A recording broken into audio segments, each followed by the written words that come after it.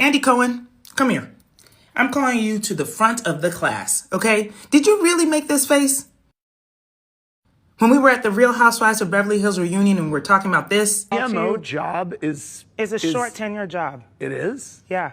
It's not meant to be for It is intentioned to be a long time, but what happens is that a lot of times the blame of any company's failure or its, issues with the stock falls on a CMO. Now, I know you couldn't have meant to have a skeptical look, right?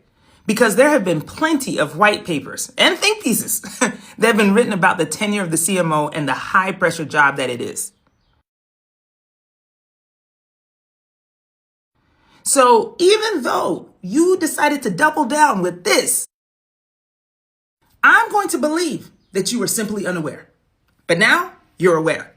Okay, now everyone, while I have your attention, I don't want us to be distracted by this debate about whether or not I can keep a job, okay? But by the way, do you really think that billion-dollar businesses would keep hiring a CMO who has a failing track record? No. Okay? And do you think I'd be placed in not one, but 2 Hall of Fames if I didn't do anything? No. Okay? So it's not an accident or by happenstance, all right? And let me just say the quiet part out loud, which I didn't say at reunion. Of the approximately 329 to 346 Fortune 500 companies who have a senior marketing leader in the C-suite, only 1% of those CMO roles are currently held by a Black woman. 1%. That means if we take the high number, let's say 346 CMO roles, that means 3 or 4 of those roles are filled by someone who looks like me. And oh, by the way, I know them personally. That's how small the circle is.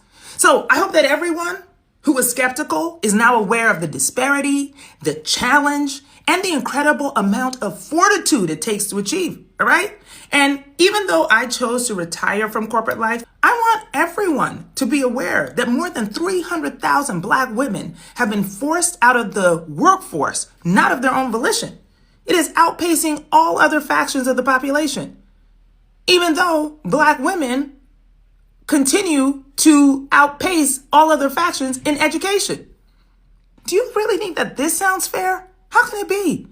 So if you really want to debate who can and cannot keep a job, let's actually talk about that. And let's find a solution. So in closing, I quote from the great American poet,